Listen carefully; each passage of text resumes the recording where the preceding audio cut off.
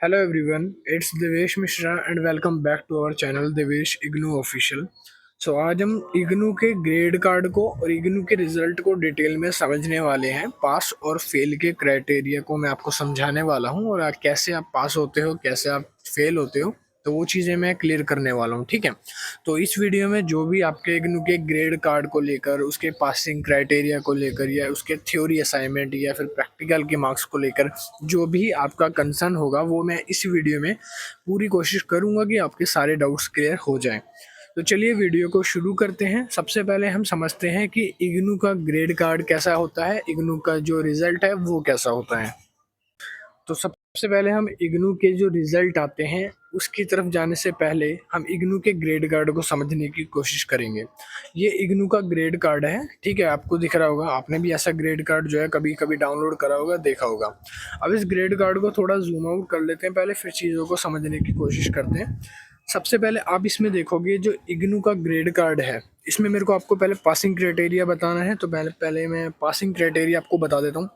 Grade card जो होता है, इसका पासिंग क्राइटेरिया, अगर आप कोई भी पीजी कोर्सेज कर रहे हो या फिर आप कोई भी मास्टर्स कोर्सेज को परसीव कर रहे हो, ठीक है, तो आपका पासिंग क्राइटेरिया जो है वो 40% का होता है, 40% का।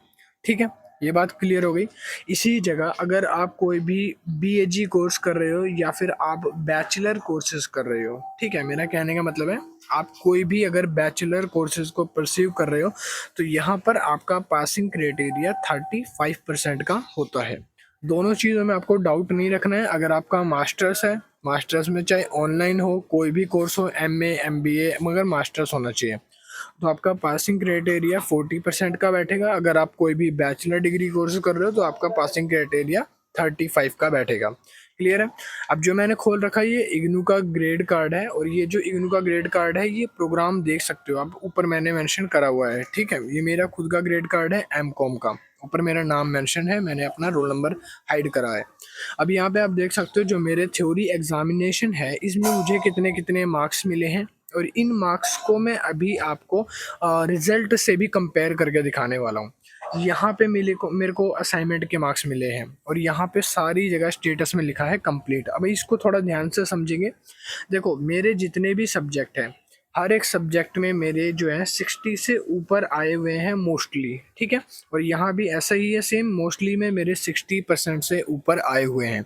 तो मीन्स मेरा यहाँ पे फेल का चांसेस ही नहीं बनता है, क्योंकि यहाँ पे 40% से नीचे अगर आपके आते हैं प्रोग्राम में, एम कॉम में, ठीक है, मतलब कि मास्टर्स कोर्सेज में, तो आप यहाँ पर आपको ग्रेड कार्ड में इनकम्प्लीट देखने को मिलेगा। काफ़ी जगह मिल जाता है इनकम्प्लीट देखने को। ठीक है, इनकम्प्लीट आया तो मीन्स आपके ना यहाँ पर क्या होगा, हो सकता है आपके असाइनमेंट के मार्क्स अभी अपडेट ना हुए हों, या फिर आपने अभी कोई थ्योरी एग्ज़ाम दिया हो उसके मार्क्स ना आए हो, या फिर आपने मार्क्स एग्ज़ाम तो दे दिया, थ्योरी एग्ज़ाम भी दे दिया और असाइनमेंट भी सबमिट करा दिया और मार्क्स भी आ गए, बट ये जो मार्क्स है जहाँ मेरा 60 लिखा है या 73 लिखा है, इस जगह अगर आपका कोई भी ऐसा मार्क्स होगा जिसमें 33 लिखा है, सपोज करो यहाँ 57 की जगह 22 मार्क्स लिखे हैं, आउट ऑफ 100 में से ये कैलकुलेट होके आते हैं। ठीक है, और नीचे मेरा 65 की जगह 44 लिखा है।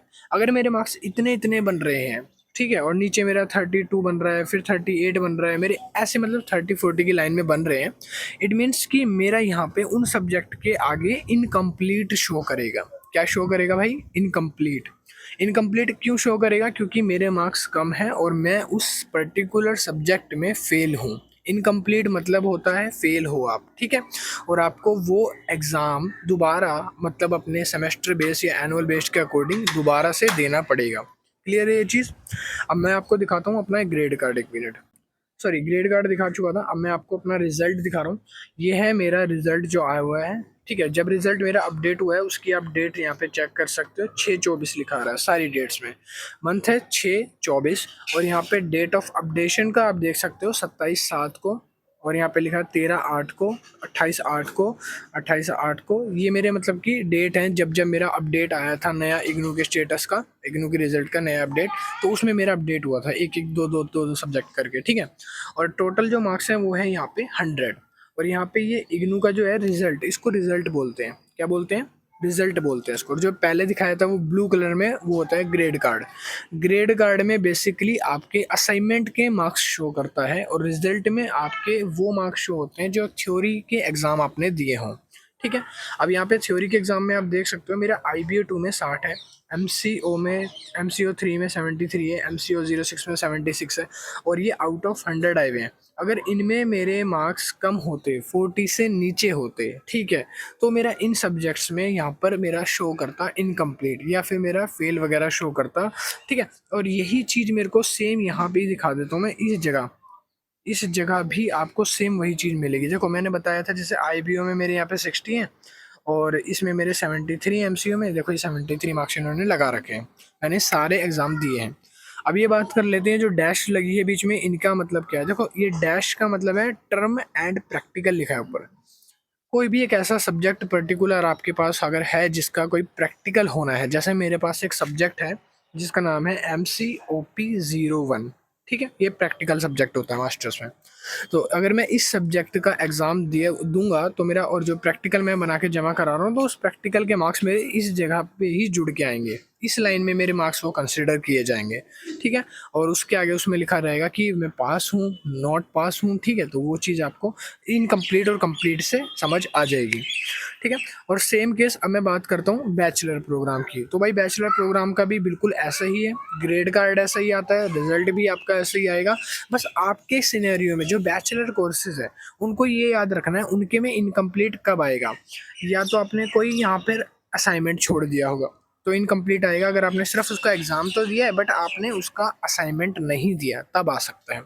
दूसरी चीज़, असाइनमेंट में आपके मार्क्स 35 से कम हैं, या आपके थ्योरी एग्जामिनेशन में, मतलब कि ये जो रिज़ल्ट है इसमें आपके मार्क्स 35 से अगर कम है, ठीक है, मतलब 20 है, 25 है, 30 है, तो ऐसे अगर मार्क्स आए हैं तब भी आपको यहाँ पर क्या मिलेगा, इनकम्प्लीट मीन्स आपको फेल दिखाया जाएगा। इनकम्प्लीट मीन्स फेल होगा। ठीक है, मतलब वो एग्ज़ाम आपको दोबारा देना पड़ेगा।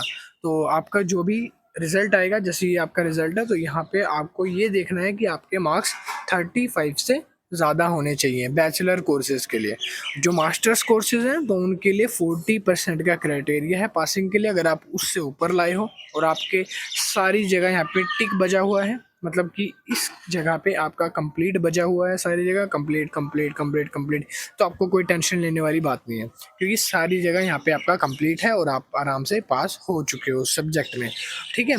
तो ये था आपका आज की वीडियो में एक सेशन छोटा सा लिया मैंने, जिसमें आपको डिटेल में कोशिश करी समझाने की कि आपका इग्नू का रिज़ल्ट क्या है, ग्रेड कार्ड क्या है, कैसे चेक करते हैं, पास कैसे हैं, फेल कैसे हैं। ठीक है, तो ये सारी चीज़ें आपको क्लियर हो गई होंगी। अब जो डाउट अगर किसी का है तो वो कमेंट सेक्शन में ड्रॉप कर देना। और मैंने आपको क्राइटेरिया समझा दिया है, बैचलर डिग्री का 35 होता है, और जो पीजी का है प्रोग्राम वाला, पीजी मतलब मास्टर्स कोर्सेज का है, उनका 40% होता है। उनको यहाँ पर 40 से अबव मार्क्स लाने होते हैं, और अगर बैचलर की बात करूँ तो उनको 35 से अबव लाने होते हैं। ये बैचलर के कोर्स में और ये मास्टर्स के कोर्स में। क्लियर है। और बाकी कुछ नहीं होता रिजल्ट में, बाकी तो मोस्टली आ ही जाते हैं स्टूडेंट्स के इतने मार्क्स। अगर किसी ने असाइनमेंट वगैरह जमा करा रखे हैं, दोनों मिला के हो जाएगा। और अगर आप, हाँ एक चीज़ और मैं क्लियर कर दूं कि अगर जो बच्चे सोचते हैं कि क्या हमें अलग अलग पास होना होता है, दोनों में, थ्योरी में भी और असाइनमेंट में भी, या फिर हम कंबाइंड होकर पास हो जाते हैं। मतलब कि आपने यहाँ पर देखो टर्म एंड एग्जामिनेशन में 60 मार्क्स ले लिए, अब आप यहाँ पे ये छोड़ दो तो आप सोचो कि मैं इस 60 से दोनों में पास हो जाऊँ, मेरे को अगर असाइनमेंट नहीं दिया तो क्या चल जाएगा, मैं पास हो जाऊँगा। तो ऐसा नहीं है, आपको दोनों में अलग अलग पास होना कंपलसरी है।